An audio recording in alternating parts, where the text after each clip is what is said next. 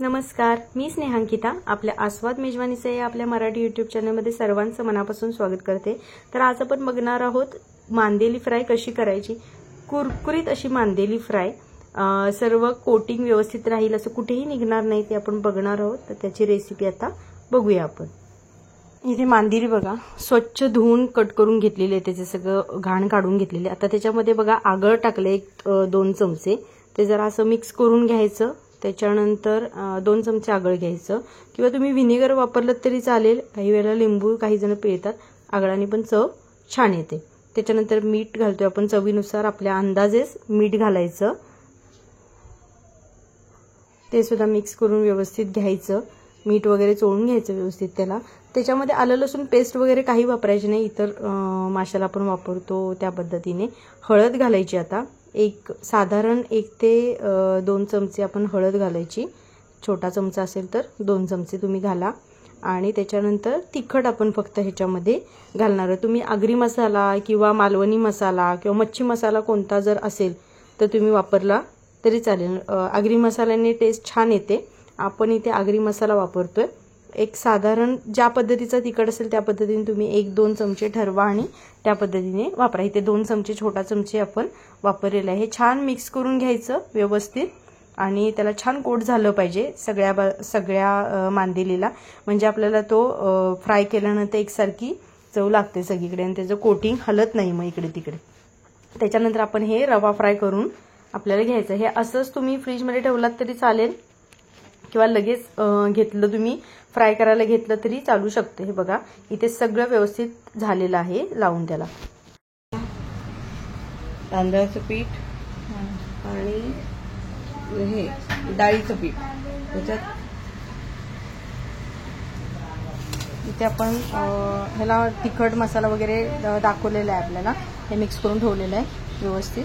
आता आपल्याला ह्याला रवा कोट करायचा आहे. जे मसाले वगैरे मिक्स करून ठेवले फ्राय करून घेऊया.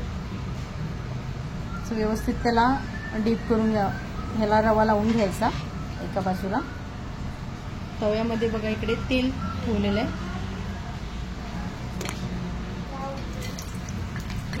थोडंसं बघा टाकलं की माशाचा हिवट जो वास असतो वास येतो. मी फ्राय करणार आहे. आणि ते लसूण त्याचा फ्लेवर पण छान येतो आणि जो वास येतो मच्छीचा तो पण निघून जातो. त्यासाठी आपण लसूणचा छान वास येतो. अखंड टाकायची ना लसूण, कुठे ठेचलेली नाही बघा, अखंड.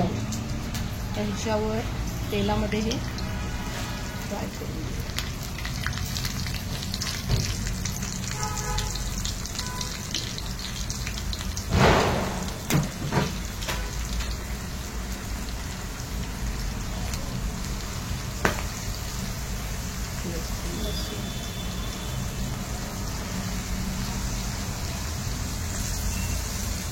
सगळ्या पद्धती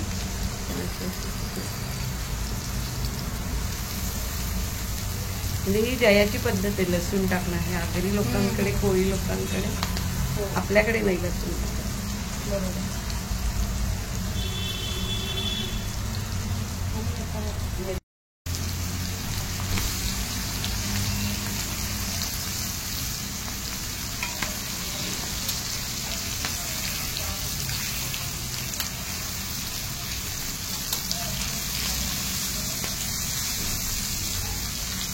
मांदेली लगेच शिजते ना,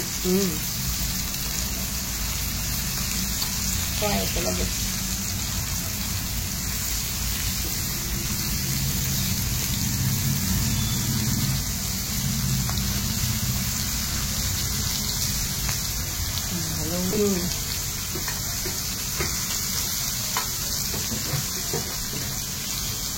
साधारण किती मिनिटांमध्ये होती? 3-4 मिनिटांमध्ये. मांदेली शिजायला वेळ लागत नाही. तुमचा हा असेल त्याला वेळ लागतो. काय तुमचा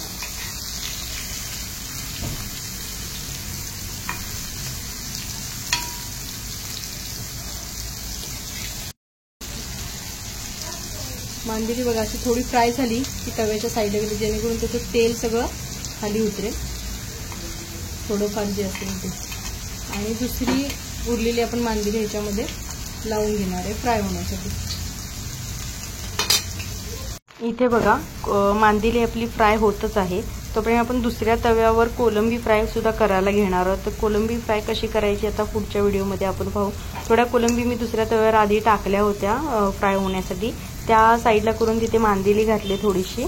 आणि आता आपण त्याचं कोलंबीचं कसं फ्राय करायचं असं सेम तशी मांदेली केली तशीच आपल्याला करायचं आहे. ती आपण प्रोसेस आता पुढे बघूया. कोलंबीचा आपण त्याच्यामध्ये मसाला वगैरे घातलेलं ते व्हिडिओ शूट करायचं राहिले, पण आपल्याला सेम तसंच करायचं आहे जसं आपण मांदेलीला केलं होतं. हे मसाला लावलेली जी कोलंबी आहे ती आता आपण फ्राय करतोय. हे सगळं रेडी आहे, तिखट वगैरे सगळं त्याला लावलेलं आहे, मीठ वगैरे. आता आपण याला फ्राय करून घेऊया. ह्या मिक्सरमध्येच सगळं आपण ते मसाला वगैरे लावून घेतलेलं घालायचं. छान कोट करून घ्यायचं त्याला, रवा कोट.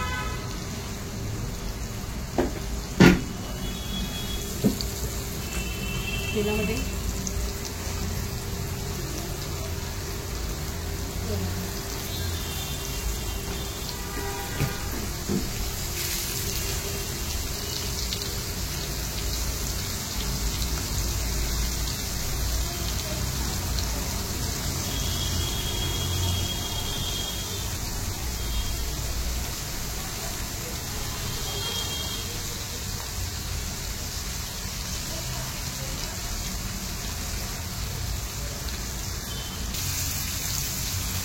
झालेली मांदेली बघा आपण आता टिश्यू पेपरवर काढून घेतो.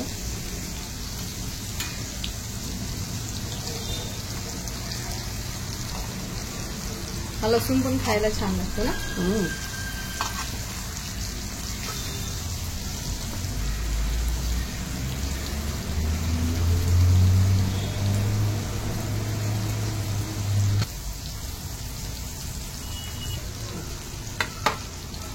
कोलंबी पण आपली झाली बघा, ती आपण काढून घेऊया.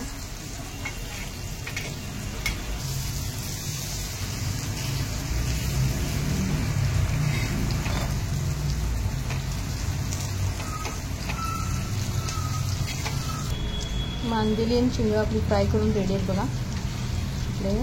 त्याला आपण खाऊ शकतो. तर आजची ही रेसिपी तुम्हाला कशी वाटली नक्की कमेंट करून कळवा. आवडली तर लाईक करा, शेअर करा आणि आपल्या चॅनलला सबस्क्राईब करायला विसरू नका. बेल आयकॉन नक्की दाबा जेणेकरून रेसिपी अपलोड झाली की त्याचं नोटिफिकेशन सर्वप्रथम तुम्हाला तुमच्या मोबाईलला मिळेल. तर पुन्हा भेटूया अशीच एक नवीन रेसिपी घेऊन. तोपर्यंत नमस्कार.